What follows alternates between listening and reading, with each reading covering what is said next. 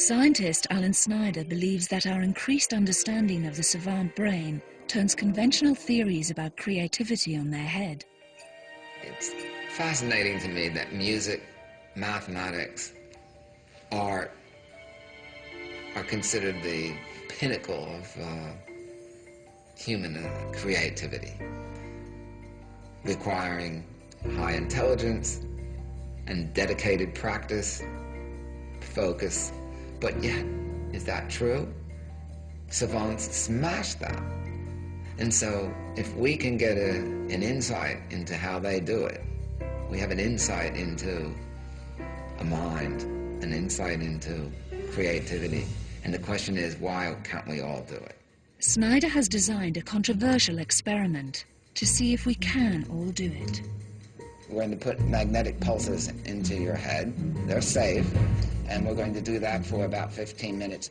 Using a revolutionary technology, Snyder asserts that he can artificially turn on anyone's hidden potential by temporarily turning off part of their brain. Our transcranial magnetic stimulating equipment has been able to allow us to have the same skills that savants have. Snyder has recruited Mike Ray, a university student, to be his guinea pig. He has devised a series of tests that echo savant skills that he will administer to Mike before and after he stimulates his brain.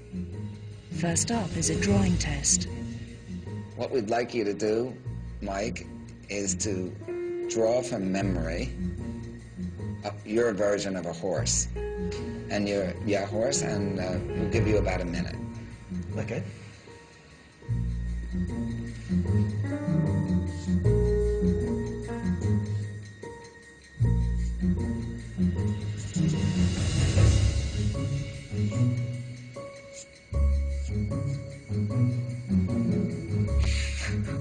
Yes. That's fine. Thank you, Mike. In the next test, Snyder asks his subject to repeatedly read a familiar proverb. A bird in the hand is worth two in the bush.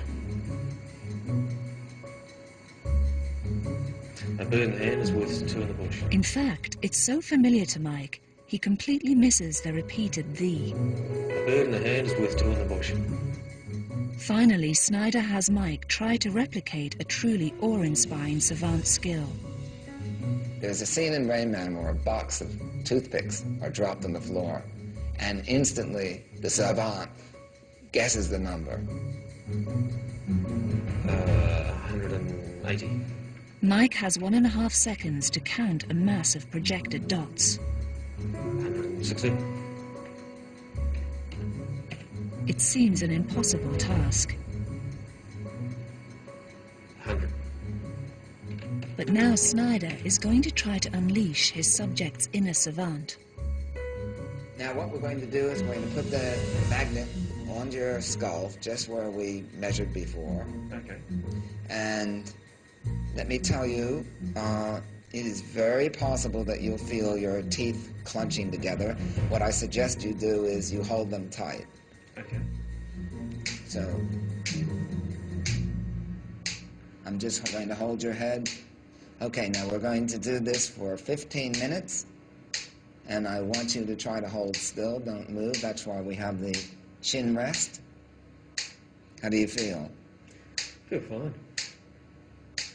But you do feel the clenching. It actually feels like there's a, like a small pressure below.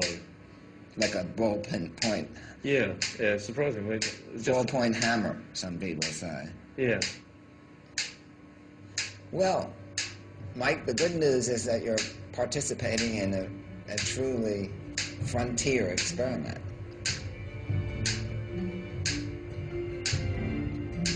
Ten seconds. Is Snyder for real?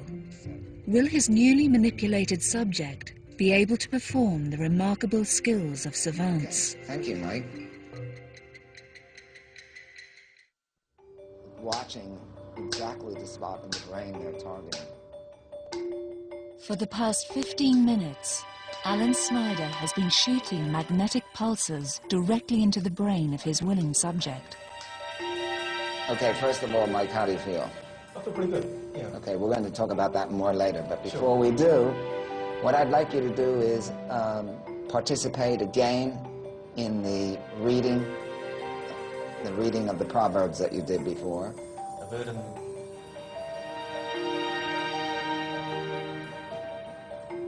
bird in the other hand is worth two in the bush. The first surprise is that after the stimulation, Mike has instantly spotted the double V. Everybody sees the two V's, but they somehow don't access it. What the TMS does is what I think exists in a savant all the time, is that it gives you privileged access to lower level, raw sensory information that's obviously in all of us. Mike's brain now notices the double V because the magnetic stimulation beamed into his left hemisphere has turned off the higher thinking processes located there.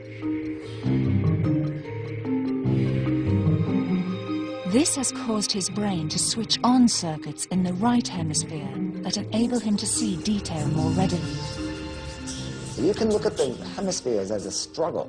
There's a kind of tension between them, with the left normally oppressing or suppressing the right.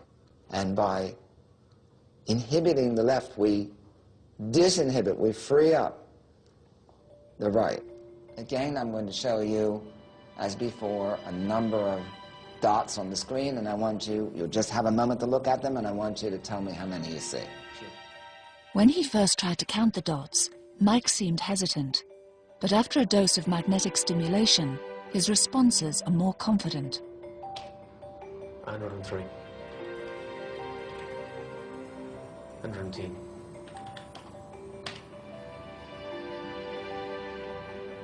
62. Okay, so before the transcranial magnetic stimulation, you got 2 out of 20. Right. Which is very typical. Yeah. That's about what most people get. But in your case, quite astonishingly, after TMS, you got 8 out of 20, which is better than our average. Excellent. And when Mike draws the horse, he seems to do it with a lot more flair. You seem to have a completely different schema, whereas before you concentrated on the bold outlines. In each task, Mike exhibits a noticeable improvement, as Snyder has found in 40% of his subjects. The magnet's effects are fleeting. Within an hour, Mike's hidden talents will go back into hiding. But Snyder is not shying away from his ambitions. I would one day actually like to have a thinking cap. You know, this device that allows us to go against our evolutionary makeup, allows us to become literal, but a better way to say it, allow us to get rid of our prejudices just for a moment.